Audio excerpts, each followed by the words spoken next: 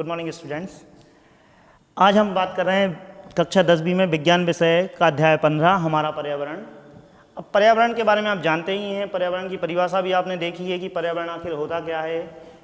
तो हम एक यदि छोटी सी परिभाषा से समझें पर्यावरण आखिर क्या होता है, तो हमारे आसपास हम देखते हैं जो सजीव और निर्जीव जितने भी जीव आपस में मिलकर एक तंत्र बना रहे हैं, यही हमारा पर्यावरण कहलाता है। पर्यावरण में आप जानते हैं दो घटक होते हैं, एक होता है आपका जैविक घटक और दूसरा होता है आपका अजैविक घटक।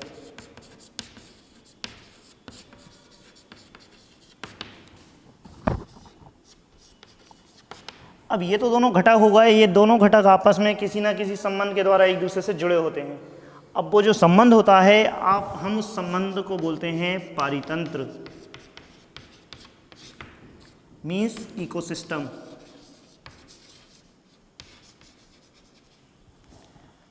अब इकोसिस्टम या पारितंत्र होता क्या है, तो इसके बारे में हम थोड़ी सी जानकारी लेते हैं। इंटरेस्टिंग पार्ट है ये आपके पूरे चैप्टर का। इसको पढ़ना केवल हमें इससे 2 या 3 नंबर के क्वेश्चन आ रहे हैं पूरे पेपर में आपके, लेकिन यदि आप इस पारितंत्र को याद कर लेते हैं या समझ लेते हैं, समझना बहुत ज़रूरी है, याद करने में तो वैसे ही याद हो जाएगा ये, तो आप इससे 10 से 15 क्वेश्चन के आंसर ऑटोमेटिकली खुद ही निकाल लेंगे या खुद ही दे देंगे। तो हम स्टार्ट करते हैं इसी को समझना, आखिर पारितंत्र होता क्या है।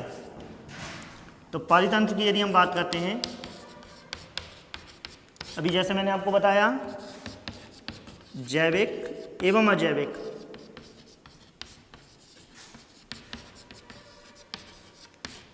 के बीच में जो संबंध होता है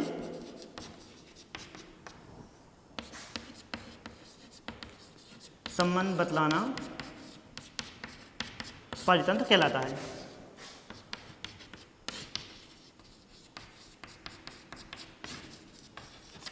मतलब जैविक और अजैविकों के बीच में जो एक संबंध स्थापित कर देगा वो पारितंत्र होगा। अब पारितंत्र की बात करते हैं तो भाई हम बात कर रहे हैं एक जैविक घटक हो रहा है, एक अजैविक घटक हो रहा है, 2 घटक हैं। अब इन सभी घटकों से मिलकर जो तंत्र तैयार हुआ है वो पारितंत्र है, लेकिन इनकी डिटेल भी कुछ ज़्यादा है। तो हम बात करते हैं सबसे पहले पहले तंत्र को लेते हैं, जैविक घटक को लेते हैं। तो हम जैविक घटक की बात करते हैं तो सबसे पहला तंत्र है हमारा जैविक घटक। पारितंत्र पहला तंत्र है इसका जैविक, तो हम जैविक की बात कर रहे हैं। फिर आगे चलेंगे तो हम बात करेंगे अब जैविक के बारे में।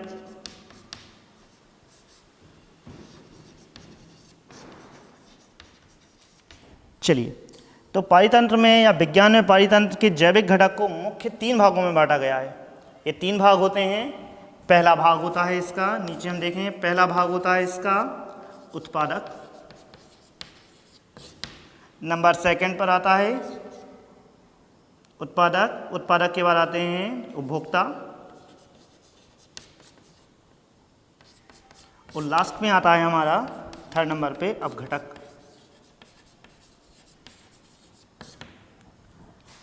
ये 3 इसके मुख्य हिस्से हैं। इन तीनों हिस्सों की यदि हम बात करते हैं तो ये 3 हिस्से जैविक घटक को सबसे ज़्यादा महत्वपूर्ण बनाते हैं। अब उत्पादक से जैसे इस शब्द पढ़ने पर ही लग रहा है, उत्पादक मतलब जो किसी चीज़ का उत्पाद कर रहा है।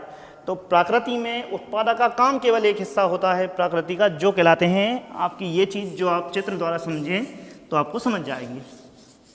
यस, ट्रीज या पेड़ पौधों की आप जो बात कर रहे हैं ये सभी उत्पादक कहलाते हैं। और उत्पादक क्यों कहलाते हैं ये? उत्पादक का मतलब होता है वे जो अपना भोजन स्वयं बनाते हैं, किसी पर डिपेंड नहीं होते हैं, उत्पादक कहलाते हैं। ये उत्पादक की बात हो गई है। अब उत्पादक में ग्रीन हो गए हैं, पेड़ पौधे हो गए हैं, घास हो गई हैं, ये सभी हो गए हैं आपके उत्पादक। तो उत्पादक की यदि हम बात करें तो हम जानते हैं हरे पेड़ पौधे,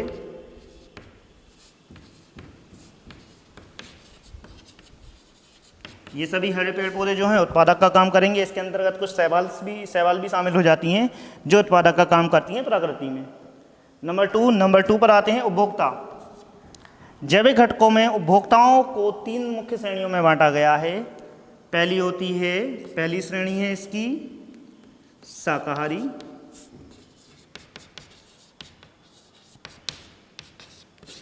नंबर 2 पर आती है मांसाहारी, जिसको मांसाहारी बोलते हैं, और लास्ट में आएगी 3rd नंबर पर आती है सर्वहारी।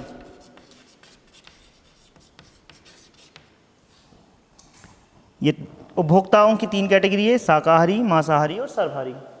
अब बात करते हैं शाकाहारी जीव कौन कहलाते हैं। आप सभी जानते हैं ऐसे जीव जो अपने भोजन के लिए डिपेंड होते हैं या निर्भर होते हैं हरे पेड़ पौधों पर, उनको हम बोलेंगे शाकाहारी। दूसरे होते हैं मांसाहारी जीव। मांसाहारी जीव क्या होते हैं? जो अपने भोजन के लिए शाकाहारी पर डिपेंड होते हैं, वह कहलाते हैं मांसाहारी जीव। जैसे कि हम एक उदाहरण में इसमें शाकाहारी का उदाहरण देखते हैं, हिरण, बकरी आदि। दूसरी बात आती है मांसाहारी। मांसाहारी जीव के अंतर्गत देखते हैं हम, जैसे शेर हो गया, लोमड़ी हो गई आदि। तीसरी चीज देखते हैं सर्वहारी। सर्वहारी मतलब सर्व मतलब सभी को, हारी मतलब जो खाता है। तो सर्वहारी की बात करते हैं ऐसे जीव जो अपने भोजन के लिए मांसाहारी जीवों को भी खा सकते हैं, शाकाहारी जीवों को भी खा सकते हैं और हरे पेड़ पौधों को भी खा सकते हैं। जैसे एक उदाहरण देखते हैं हम भालू, उदाहरण देखते हैं हम मनुष्य, सर्वहारी जीवों के अंतर्गत आता है। तो ये हो गए सर्वहारी, जैसे मनुष्य, भालू, बिल्ली आदि। कुत्ता भी इसके अंतर्गत शामिल है और भी कई जीव आते हैं इसके अंतर्गत। अब भाई जैसे हम बात करें भालू की, तो भालू कैसे हो गया सर्वहारी? तो देखो भाई, भालू मछली भी खाता है। शाकाहारी जीवों को यदि कोई जानवर है जैसे उसको भी खा सकता है ये। और यदि हम देखते हैं कई फल भी खाता है, तो इसके अंतर्गत आ गया है। अब बात करते हैं तीसरा, इसकी और डिटेल अभी हम पढ़ते जाएंगे। अब जैसे बात कर रहे हैं अब घटक के बारे में। अब घटक मतलब छोटे हिस्सों में तोड़ने वाला। तो प्रकृति में तीसरा होता है, जैविक घटक के अंतर्गत तीसरा आता है अपघटक। अपघटक की यदि हम बात करते हैं, ऐसे जीव जो मरे हुए जीव या मरे हुए पेड़ पौधों को खाकर अपना पोषण करते हैं, वह किसके अंतर्गत आ जाते हैं? अपघटक के अंतर्गत। जैसे कि हम देखेंगे फफूंद, कवक, कुछ बैक्टीरिया होते हैं। तो ऐसी कई चीज़ें होती हैं जो इन सब से अपना भोजन प्राप्त करते रहते हैं। तो ये हो जाते हैं अपने जैविक अपघटक के कुछ हिस्से 3। तो हम पहले एक बार फिर से रिवाइज कर लें, क्या हमने पढ़ा? पारितंत्र, जैविक और अजैविक के बीच में जो संबंध बता रहा है वह हो गया हमारा पारितंत्र। इसका जैविक घटक है। जैविक घटक को मुख्य 3 भागों में बांटा गया है, उत्पादक, उपभोक्ता और अपघटक। उत्पादक की यदि बात कर रहे हैं तो वे जो अपना भोजन स्वयं बनाते हैं वे उत्पादक। दूसरा हो गया है उपभोक्ता, जो अपने भोजन के लिए किसी अन्य पर डिपेंड होते हैं, वे कहलाते हैं उपभोक्ता। ये होते हैं 3, शाकाहारी, मांसाहारी एवं सर्वहारी। तीसरी होती हैं अपघटक, जो अपने भोजन को किसी मरे हुए पेड़ पौधों या जीवों से अपना भोजन प्राप्त करके पोषण लेते हैं, वह हो जाते हैं हमारे अपघटक। ये तो हो गए हमारे जैविक की बात। अब बात करते हैं अजैविक के बारे में। इसको मैं मिटा दे रहा हूँ, इसकी लिंक मैं आपको पहुँचा दूंगा, कैसे आपको इसको नोट करना है वो आपकी डिटेल में आपको पहुँचाते जाता हूँ। दूसरा होता है अजैविक घटक। अजैविक घटकों को भी मुख्य 3 भागों में बांटा गया है। पहला होता है कार्बनिक घटक, दूसरा होता है अकार्बनिक और तीसरा होता है हमारा भौतिक वातावरण।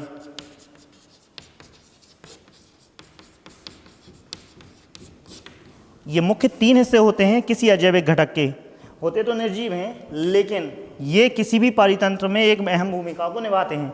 कार्बनिक घटक, कार्बनिक घटक मतलब जो कार्बन, जैसे आप जानते हैं प्रोटीन, विटामिन, कार्बोहाइड्रेट आदि। अकार्बनिक के मतलब कुछ गैसें होती हैं, जैसे कि ऑक्सीजन हम सिंबल के रूप में यूज़ करते हैं, O2 या CO2 की बात कर रहे हैं, या आदि और कई गैसें होती हैं जो हमारे लिए इम्पोर्टेंट भी होती हैं और किसी अजैविक होने के बावजूद भी ये पारितंत्र में अहम भूमिका निभाती हैं। भौतिक वातावरण भी पारितंत्र में एक अहम भूमिका निभाता है, जिसके अंतर्गत आते हैं आपके ताप, दाब, जलवायु आदि। तो किसी भी पर्यावरण में पारितंत्र के जैविक और अजैविक घटक एक अहम भूमिका निभाते हैं, जिसके द्वारा पूरा पारितंत्र आपका रन होता है या चलता है, जो हमारे पर्यावरण को एक सुचारू रूप से बनाए रखने में इम्पोर्टेंट होता है। अब इसको कैसे क्या करना है याद, तो मैंने आपको समझा दिया है। इससे संबंधित जो जानकारी है वो मैं आपको पहुंचाता जाऊंगा और आप इसको एक बार देख लें, इस बार अच्छे से समझ लें। जो समस्या है या जो परेशानी है या जो बात समझ में नहीं आई है वो आप मुझसे पूछ लें, तो मैं उसको थोड़ा एक्सप्लेन कर दूंगा। Okay, thank you.